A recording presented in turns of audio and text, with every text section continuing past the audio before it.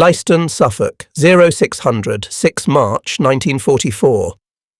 Frost freckles the dispersal as ground crew shove chocks under polished wheels and the Packard Merlin coughs, catches and settles into a velvet purr. Lieutenant Jack Harlan Ames cups 2 fingers beneath the cowl and comes away slick with warm oil. He rubs it like a talisman, the smell sweet, metallic, and watches 2 crewmen muscle a pair of 108-gallon laminated paper tanks onto the P-51D's pylons. The resin is still tacky. Berlin, with escort, a sergeant mutters, shaking his head without quite managing disbelief. Ames checks the fuel ladder penciled on his kneeboard. Externals first, mains next, fuselage last. At 25,000 feet, he'll ride the contrail layer where the air bites at -30 and oxygen masks frost at the edges. He rehearses the new doctrine, free hunt under General Doolittle's order to destroy German fighters. No more shepherding bombers in tight, predictable ellipses. 8 Fighter Command will vector them ahead of the stream to slash at assembly points, then rejoin on withdrawal. It would have sounded like bragging last winter. Now it is checklist.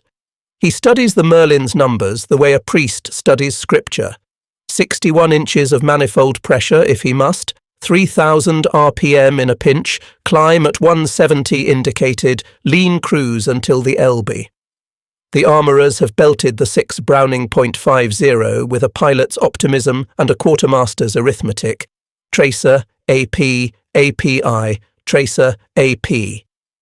Tail number chalked on the cowl, squadron letters fresh against winter paint. Beside him, another Mustang coughs alive, its prop wash combing frost into glittering ripples. A corporal in a grease-blackened watch cap slaps the paper tank's seam. "Use it up and throw it away, sir." Waste is luxury. Waste is range. Those tanks, laminated craft paper and resin, would have been filled an hour ago, hauled by trucks fed by depots, fed by ships that sailed because planners drew a line on a map 3 weeks back. The chain is invisible, intimate and loud, and it ends as 2 pale eggs under his wings. He buckles in, gloved fingers finding the harness reel and radio toggle. Call signs crackle. Leiston Blue, check C. Dawn turns hard and clean across the field. He thumbs the starter again for comfort and feels the engine answer with a civilized rumble that shames his nerves. All at once, fear evaporates into procedure. Run up, mag check, flaps, trim. Mission 250 inked on the board, the pale eggs gleam. A strip of runway, a black hedge, the channel beyond that, and beyond the channel, a city that still believes escorts stop at the gate. He pushes the throttle. The Mustang lifts, light on its wheels, eager to prove an old certainty wrong. The oil on his glove dries into a dark, lucky print that will smell like courage all the way to Berlin and, if the math holds, all the way back. Thorpe Abbott's, later that morning. A B-17G lifts past church spires and hedgerows toward the climb, 4 Wright R 1820s thrumming like a foundry, the fuselage rattling in a rhythm every waist gunner learns by his second mission. Technical Sergeant Eddie Lasco checks the feed chutes to his .5s, slides a Hershey bar into the A3 bag, and tucks a prayer card under the window latch. The formation box builds at the beacon, rectangles of aluminum knitting into a moving building until the bomber stream is a city with wings. The interphone stutters to life. Oxygen check, turret check, bomb bay safeties. Eddie watches the contrail layer smear from grey to immaculate white as the fortress eases into thin air. The ship levels on course and he counts the little friends, sleek P-51s, a scattering of P-47s, taking station off the wing. Except they don't stay. They flare, lift, and knife forward in pairs like hounds slipped from a leash. The new tail gunner asks, small over the wire, "Where are they going?" Eddie answers what he hopes is true. Hunting. The lead navigator briefs an alternate in case the Hauptstadt is socked in, radar bombing if cloud holds, visual if a hole opens over the Erkner ball-bearing works. Eddie pictures the map from the morning briefing. A. Red circle around Berlin, timing gates across the North German plain. And, this is the part that stuck, escort coverage all the way in under a doctrine that says, kill the enemy fighters first. The math felt impossible when he heard it. Then he saw the little friends leaving. He inventories the ordinary. Gloves stiffening, breath frosting, a nick on the right waist window where a casing clattered last mission, the peculiar metallic taste of oxygen he never mentions. He balances his stance against the waist brace, checks that the ammo cans won't walk, and taps the charging handles with a superstition he would deny if pressed. True airspeed contradicts the numbness in his fingers. Indicated airspeed whispers lies that altitude makes respectable. Somewhere behind and beyond the first ranks, the stream is still building. He thinks of the ship itself and lets the numbers steady him. 13. Browning .50 caliber bullets bristling from nose to tail, a typical 6,000-pound load walking out of the bay, cruising near 300 miles an hour while the slipstream needles his cheeks. The fortress is a building and a promise held in aluminum and courage. A glint slides left to right, a Mustang's paper tanks under sunlight.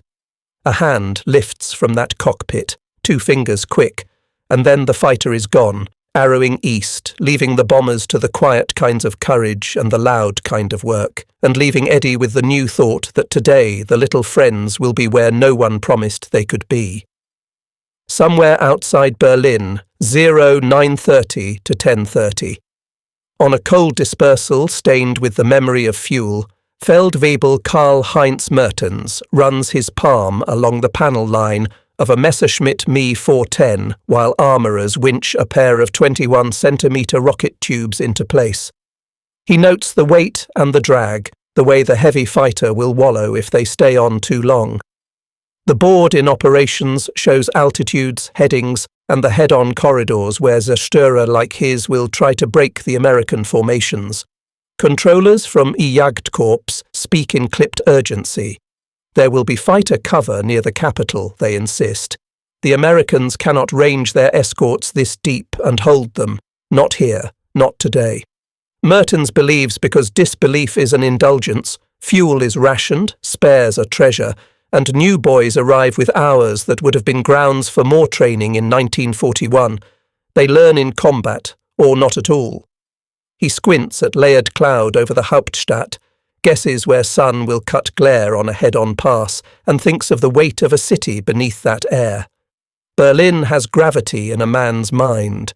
The Me 410 is a good ship in its place, fast enough, hard-hitting, capable of frightening even a well-flown fortress when geometry favours the hunter. The trick is to make the geometry.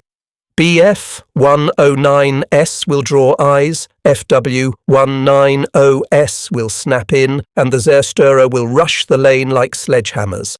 That is the theory. The practice depends on timing, discipline, and the absence of enemy fighters over the target. The last piece, he tells himself, is still granted by distance. Radio beacons tick as circuits warm. Ground control routes JG units to assembly. There will be a ladder of altitudes, a timing plan, and the familiar hope that the first head-on passes break a few boxes and rattle the rest. If the Americans bring escorts, the calculation runs, those escorts will thin on fuel before Berlin. That has been true before. What he does not yet know, what none of them feel in their bones, is the doctrine shift across the channel and the disposable logistics feeding it. Somewhere in Suffolk a corporal slapped the seam of a paper tank and said, without irony, throw it away. It sounds like madness until you hear the scale behind the sentence. In 1944 alone, the United States will build roughly 96,000 military aircraft. Boeing, Douglas and Vega together will produce 12,731 flying fortresses by war's end. There is a kind of arithmetic that outlives courage. He straps in and trades warmth for ritual. Throttle travel under his palm, harness bite in the shoulders, oxygen mask smell of rubber and cold. The ground crew chief salutes. Mertens advances the throttles. The Mi-410 surges, heavy with rockets and certainty, toward a sky about to change its rules, toward a capital that still believes escorts will stop at the gates. The Elbe draws a thin silver line beneath the wing, and the paper tanks go light in Ames's hands before he ever touches the switch. He waits for the timing gate, slides a look across the canopy at his wingman, and toggles the jettison. 2 white eggs tumble, glint, and vanish into the patchwork below. The Mustang comes up on its toes, suddenly eager, the Packard Merlin's note sharpening as if the engine understands doctrine. "Leiston Blue, cleared free hunt," the controller says in a voice so flat it becomes a promise. They ride at Angels 2-8, where contrails feather and the world turns pale. Fuel math runs in the back of his head like a hymn. External tanks burned first, main and fuselage to bring them home. Leaned for cruise, you calculate minutes over the Hauptstadt, and minutes are choices. Intercept now, cut off the assembly, or loiter to cover the run-in. Doolittle's order makes the choice simple: kill German fighters. The 108-gallon tanks, laminated craft paper and resin, were designed for this moment, to be used once and abandoned so range can become aggression. Controller calls come in smooth and unhurried, bogies forming near a beacon east of Magdeburg, likely rendezvous, likely altitude, likely plan. "Push it." Ames advances throttle, feels the manifold pressure build to a clean, honest pull, and checks prop pitch for the bite. That means he can take a long diving pass without asking the engine to do anything unkind. 6 Brownings sit patient under the wings, belts loaded Tracer A, PA, PI, in a sequence he could recite half asleep. The first bandits appear like graphite smudges against a frozen shelf of cloud. BF 109S weaving, a heavier shape beyond. Mi 410S, maybe 2 Schwärmer lifting to prepare the head-on geometry. The old rule would have kept him tucked to the bomber's quarter, a spaniel at heel. The new rule is a hunter's permission. He rolls left, puts the sun at his back, and lets gravity make his speed. The air hums through the wing roots. The sight settles with a composure he won't remember later. Time becomes the thinnest slice of a second. He draws a pipper across a 109 that has not yet felt him, gives the lightest squeeze, and watches bright pieces of somebody else's morning shred into the sky. He does not chase. He does not count. He rolls, slides, and breaks the geometry again, forcing the climb corridor to dissolve under pressure. Over the radio, somebody whoops and is immediately tamped down by a veteran's "Knock it off, Tally West." The fight takes on the rhythm of practiced men doing violent work. Below, unseen, the bomber stream keeps its appointment with Berlin. Above, the little friends arrive where no one sensible expected them, and time begins to work for them instead of against them, a clock that pays in lives and in minutes saved. Mertens feels the first pass as a subtraction rather than a blow. The sky that was supposed to open briefly for Zerstörer work is full of contrails and sudden knives. A Mustang drops through his peripheral vision like a thrown spear, vanishes in sunflare, and the Mi-410 wobbles as his pilot heaves for a sliver of position that no longer exists. They had staged for the head-on attack, rockets queued for a lane where bomber boxes could not dodge. But now the lane is a hole in a net, and the net is moving. He calls contacts and curses the weight. The 21-centimetre tubes promise terror to a fortress if they can align, but they carry drag like guilt. A Bf 109 slices past, flashing its belly, chased by a P-51 that refuses to overcommit. The American holds discipline, breaks away, and climbs again to re-enter from advantage. Mertens catalogues the difference. The escorts are not glued to the boxes, they are making decisions ahead of them. Geometry belongs to the hunter. His pilot presses the attack anyway because the plan is the plan until it isn't.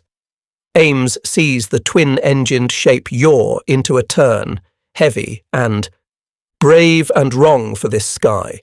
He dips a wing, takes a half-second burst to snip at the big fighter's wing root, then rakes wide to stay fast. The Mi-410 doesn't disintegrate. They hardly ever do. It simply becomes mortal at the edges. Another Mustang, a checker-nosed ship from a sister group, drops in clean and tears the heavy fighter open along a panel seam.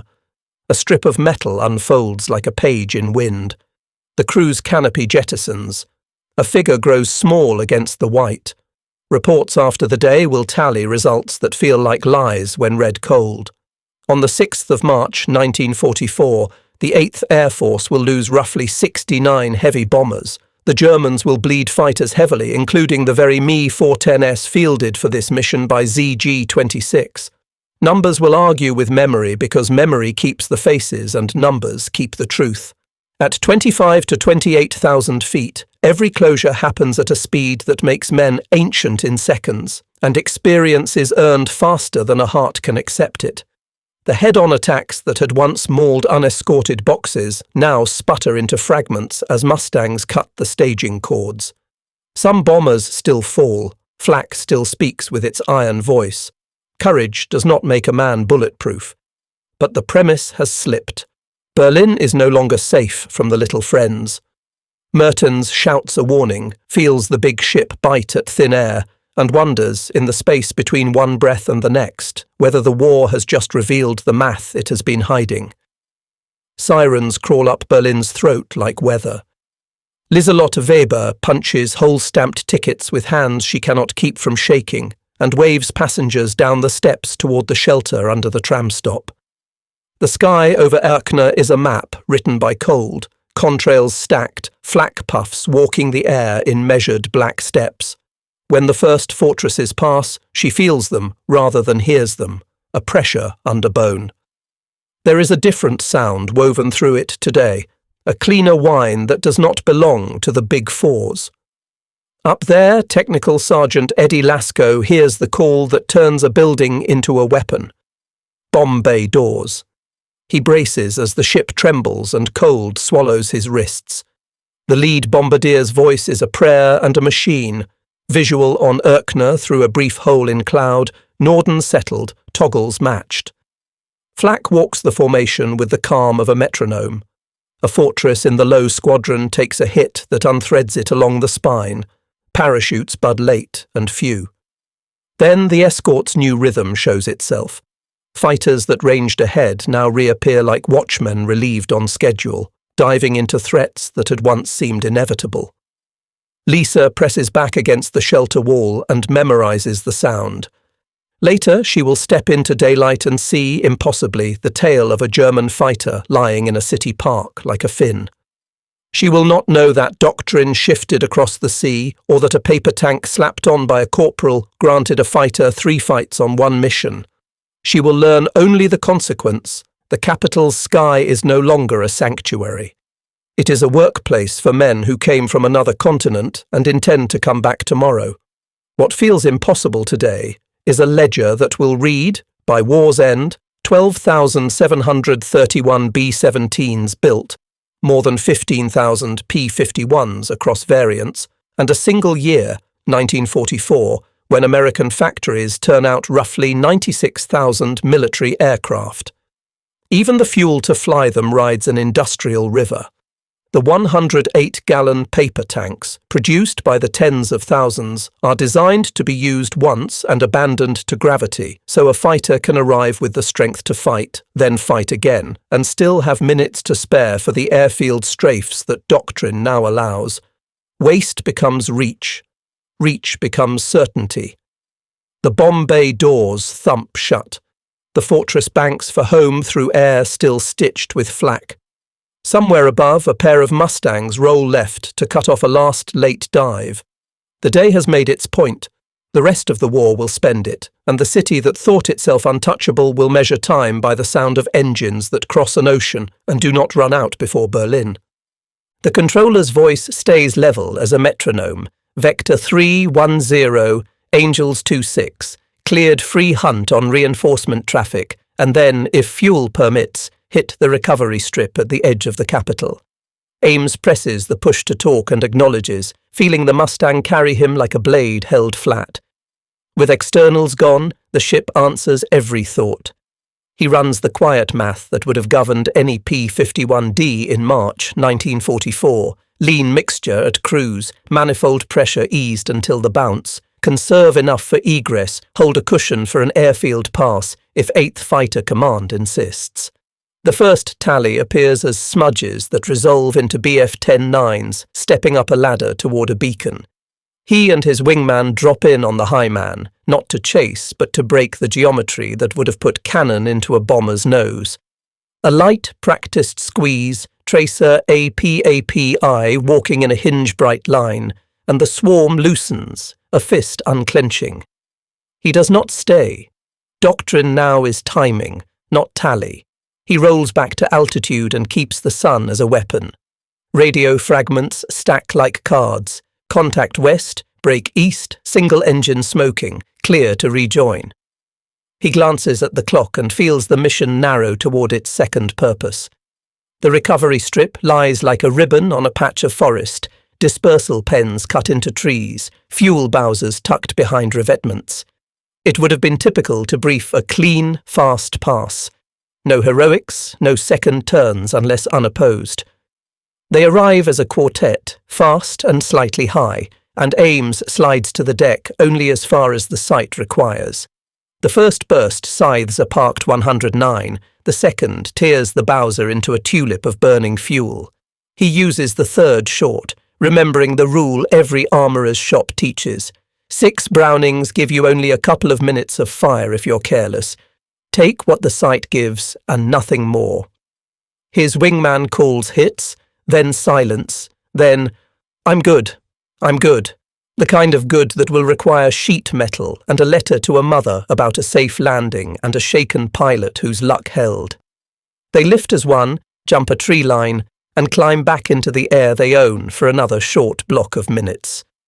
On a safer day, he might have felt triumph. Today, he feels schedule. The bomber stream is already turning for home. The egress corridor has to be covered whether he wants it or not. He checks fuel, checks oxygen, checks pride, and points the nose west toward a sky where the fight will happen again, because that is what the new rule demands. Eddie Lasco lives 2 inches to the left of fear, pressed against the waist brace as the fortress steadies for the drop.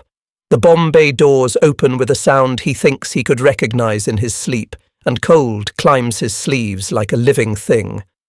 The bombardier's voice is clipped and careful, toggling on the lead's call. Through the brief hole in cloud, the Erkner works show a geometry of roofs and rails. Flack walks the approach like an accountant with a pencil. Eddie feels the ship's belly lighten in a heartbeat, the load stepping out into air, and the world changes timbre, as if the airplane itself believes more strongly in going home.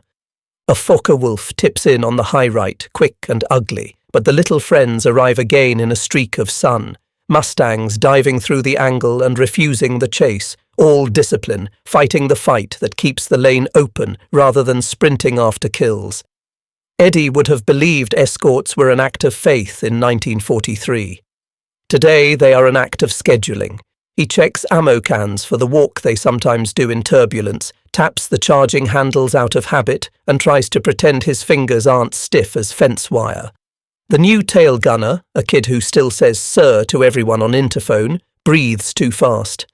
Eddie reaches into the A3 bag, tears the Hershey bar, in half with clumsy gloves, and passes it back. It's a small, ridiculous sacrament in a place where Flack writes sermons. The ship to port takes a near miss that peels aluminum like an apple.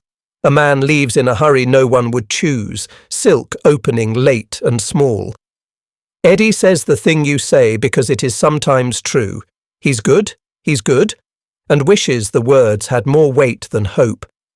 He thinks about what keeps this vast city of the sky moving, engines that have to run at 3,000 revolutions per minute when asked, fuel that has to be 100 octane and plentiful, parts that have to arrive before they're needed, drop tanks that get filled once and kicked into history so a fighter can fight 3 times on one mission. It is abundance turned into protection, kindness disguised as velocity. The toggles clack home, The bay doors close. The fortress noses toward the withdrawal gate where the escorts will meet them again if the math holds and discipline remains. Eddie looks once more at the little friends sliding past, the paper tanks long gone, and understands something large without being able to name it. This isn't luck, and it isn't a miracle. It's a plan carried by men. The turn for home is the longest half-hour of a man's life, the sky crowded with wreckage, with hope, with fuel gauges that can lie to the unwary. Ames keeps his eyes drinking in the edges, the place where a late-arriving enemy fighter might appear, the place where a straggling fortress might need an escort writ very small. He has fought twice and still has fuel to shepherd. That fact alone would have shocked the men who flew the same route a year earlier. The controller's voice threads calm through exhaustion, placing pairs of Mustangs along the egress like mile markers. Cover over Hanover, relief over the Weser, last pickup near the Frisian coast. It feels like project management written with contrails. A B-17 below limps with one engine feathered, the others a gritty chorus. Ames slides down enough to show a wing, a ritual of companionship older than doctrine. The fortress waggles back, a promise, that's all, and keeps plodding west. A small fight sparks ahead, two shapes scratching at the stream, and Ames accelerates just far enough to steel their nerve. He does not chase. Fuel is minutes, and minutes are life. He thinks of the waste that wasn't waste. 108-gallon paper tanks produced by the tens of thousands, filled once, thrown away so he can be here now doing arithmetic that rescues strangers. He thinks, too, about what the day looks like far from this cold. Shift whistles in Ohio, women at rivet guns in Wichita, a man in a lab coat reading an engine test stand like a cardiogram. It would have sounded like boasting to say this out loud before a map. In 1944, the United States will build roughly 96,000 military aircraft, more than Germany and Japan combined in their best single year, and ship the fuel, the guns, the radios and the men to use them with methodical democratic fury. The statistic feels impossible until you feel it hold your airplane up in bad weather. Behind him, Eddie Lasco counts the beats between flak clusters, the way you count heartbeats while waiting for a verdict.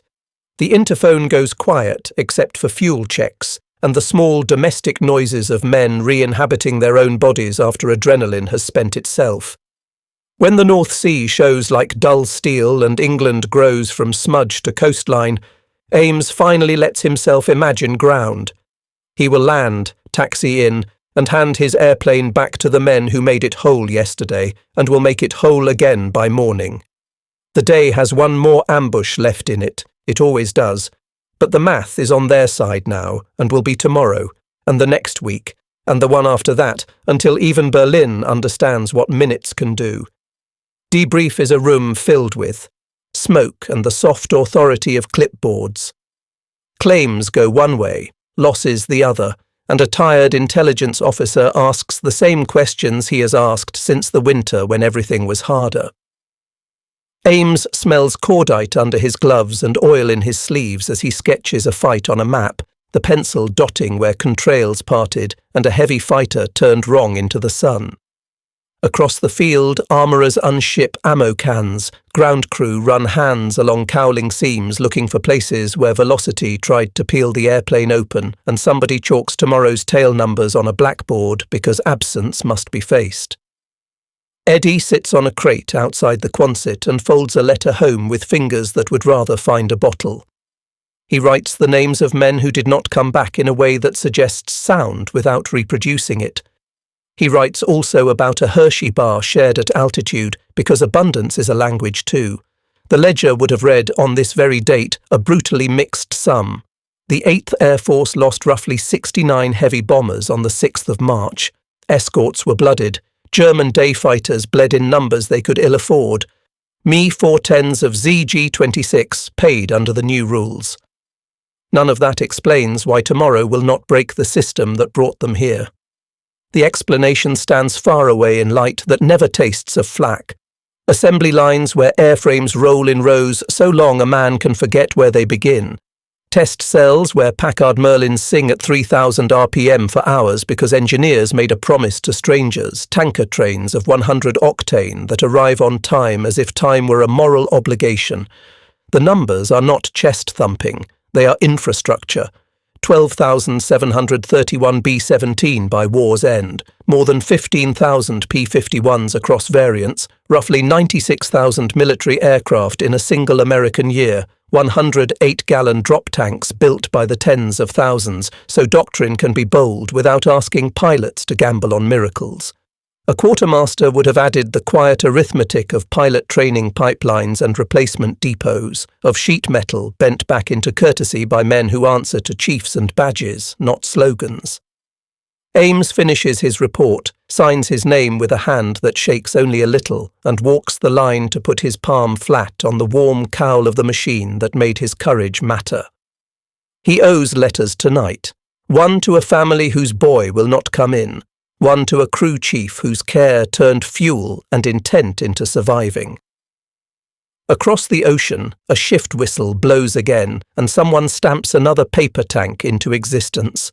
By the time the sore muscles fade, the rule has set like poured concrete. Escorts are hunters first, guardians second. Assembly points and climb corridors are targets as real as any factory. What the 6th of March mission proved gets repeated until it feels inevitable. The Luftwaffe must rise to defend the heartland, and when it rises, it bleeds veterans faster than replacements can be made. The statistics would have varied by month, but the curve is legible even from the ground. Bomber loss rates trending down through spring 44, German fighter losses trending up, the centre of gravity of the air war migrating away from the bomber box and into the spaces where enemy formations gather breath. Strafing doctrine, once a coda, becomes a stanza. With range margin bought by 108-gallon externals, P-51s and P-47s would typically slash at recovery strips on egress, burning fuel bowsers and wrecking the quiet parts of a pilot's day. On 8th March, 2 days after the first major daylight raid on Berlin, the ledger would again show a hard price.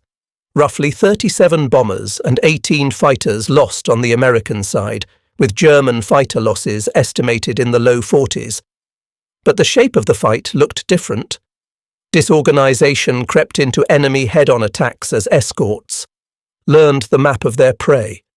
In staff rooms that smelled of chalk and coffee, men drew lines that erased illusions. With Berlin inside routine escort radius, daylight precision became frequency rather than exception. The doctrine reached past combat into training and logistics. Rotation systems kept American pilot quality from collapsing under operations tempo. Depot-level maintenance meant a battered airplane returned to war as a better machine. 100-octane fuel and standardized parts meant today's fix matched tomorrow's. The enemy still fought with skill and courage, and any man who says otherwise never read a casualty list, but competence cannot arrest arithmetic. JG rosters thinned, Jagdkorps strained to meet every raid with unit cohesion intact. The heavy bomber destroyers found that geometry falters when hunters own the sun. In Berlin, Lieselotte queued with ration books thinner than the month before and learned new words for loss. In England, Eddie's group packed bunks for replacements who learned quickly or not at all, and the line of Mustangs at Leiston filled with ships whose engines sounded like confidence. It would have felt sacrilegious in 1943 to say that the war's air balance could be scheduled. In 1944, it was. The pencil circles on the wall map no longer implied hope. They denoted habit, and habit is a weapon when a free nation decides it should be. Years later, a museum floor holds the story in polished metal and cautious lighting. A P-51 sits with its wings at ease. A B-17 opens a waste window to air that smells of wax and school groups. A docent's voice folds around facts the way a pilot folds around a checklist. Packard-built Merlin V1650, singing at 3,000 RPM, 6 Browning .50s per Mustang, 13 on a Fortress, routine escort radius that reached the Reich's capital because a democracy decided waste could be strategy. Lieselotte Weber, older now, keeps a .50 casing in a drawer with photographs. The head stamp bears a factory code from Ohio. She cannot read the ledger of a nation, but she could feel the day sanctuary ended. Eddie Lasko made it home and mailed a crew photo to a mother with 3 faces circled in blue pencil because blue was kinder. Ames wrote 2 letters that night, one that began Ma'am and one that began Chief, and then he slept beside a flight line that would refill by dawn. The revelation that shocks modern ears is not the sleek silhouette or the famous engine note. It is the scale hidden inside small acts. 108-gallon paper tanks produced by the tens of thousands, so a fighter could fight 3 separate battles in one mission. 12,731 B-17s by war's end. More than 15,000 P-51s. Roughly 96,000 US military aircraft in 1944 alone. A single free year outbuilding the best single year of Germany and Japan combined. None of those numbers flew themselves. They were carried by citizens who learned to lace boots, salute, and square a corner on a bunk so they could square a corner on history. The strategy that broke the Luftwaffe's back was not only horsepower and guns, it was a sentence written into orders in January 1944, destroy German fighters, and the permission to let escorts be hunters instead of sheepdogs. It was a supply chain that made throwaway tanks and called them justified, a training pipeline that did not run dry, and a tactical vocabulary that grew faster than the enemy could translate it. If this sounds impersonal, listen closely. The engine note that ended Sanctuary carried names stenciled near the cockpit, jokes chalked under cowlings, and oil prints on gloves that smelled like fear turned into function. The day Berlin heard the Merlin, the war's ending moved from map to calendar. The rest was weather, courage, and work, a nation turning statistics into salvation one mission at a time until tyranny ran out of minutes.